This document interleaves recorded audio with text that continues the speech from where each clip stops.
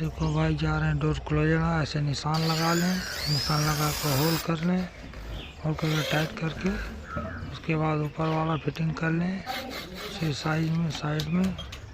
उसके बाद बीच वाला अभी कसेंगे, ये वाला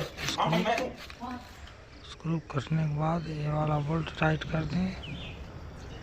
टाइट करने के बाद जो है ये सेंटर वाला बोल्ट जो है टाइट कर दो।